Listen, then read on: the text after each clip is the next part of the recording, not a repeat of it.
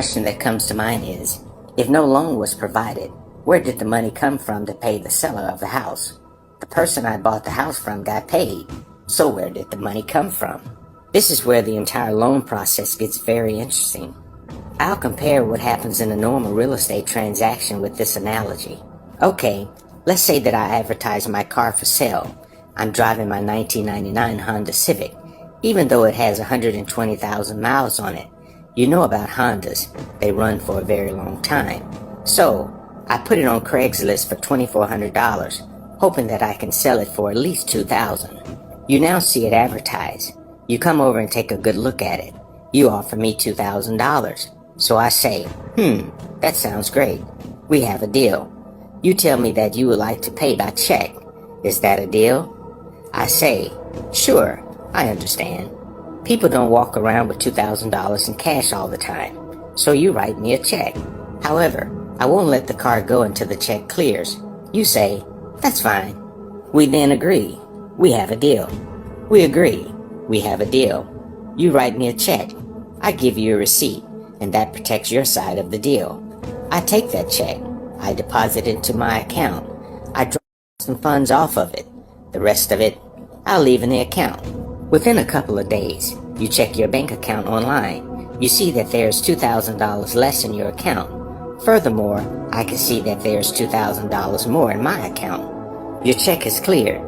This means now that you are ready to approach me for the car. We both acknowledge that the check is cleared. You then state to me that it's time for you to take possession of the car and the title. But I say to you, alright, I'll give you the keys to the car, but I've decided to change the deal. I'm not going to transfer the title over to you. You can take possession, but I won't give you the title to the car until you pay me $45 a month for the next 20 years. How you like that? You're now thinking, that's crazy. That's ludicrous. That would never happen to anyone. No one would ever agree to that. Yet every day of the week, in thousands of mortgage transactions all over the country, this type of scenario is taking place, where bankers and escrow officers are writing these loans, making borrowers enter into these unfair arrangements, with one exception to the car buying scenario, and that is disclosure. I disclosed to you when you came to take full possession of the car that we both understood that the payment in full had been made. That's really the only difference between this car sales scenario and when people get into these mortgage loan arrangements. You see, the lender is not disclosing that there actually isn't any lending going on. They're not telling you that the note you signed is not a promissory note. It is actually a cashier's check or bank note when you look at how it's actually structured. Take note. When you sign your name to the note and hand it over to the lender, this is what happens to the note. The lender takes that note as though it were a cashier's check or a personal check and deposit that document into their bank account as if paid in full. On the back of the original note you signed, the banker stamped, paid to the order of, and deposited that note as cash into the bank's account. The banks accept these promissory note documents as negotiable instruments and treat them like a cashier's check or cash deposits. That promissory note becomes a cash deposit to the bankers who just deposited into their account.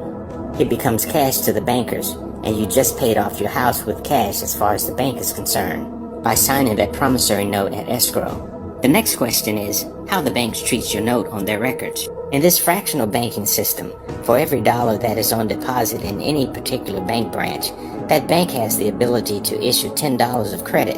Your cash deposit, i.e., the promissory note you signed at escrow, creates an asset they can use. Think of a $250,000 note that is put on deposit.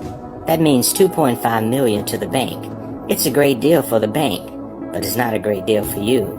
You see, the bank did not disclose to you that when you came to the escrow table to sign all that paperwork, that payment in full was already made by you. You were tricked into issuing to them that what you thought was merely a promise to pay, but they took your promissory note as a payment in full. You paid it in full. Now, what arrangements did you agree to under the deed of trust when payment in full was made? The bank is supposed to then initiate the reconveyance process. This is the process whereby the mortgage lien is removed from your title, but they don't. They don't tell you that payment in full has been made. That's another part of the fraud. They're asking you to pay for that whole mortgage one more time.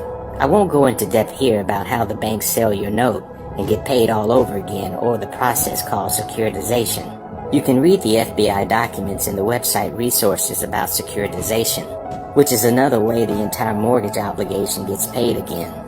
When the mortgage note is converted from a plain document that is signed at the beginning of the loan, you think you're receiving a negotiable instrument, but instead, the note is deposited as cash into the lender's bank account.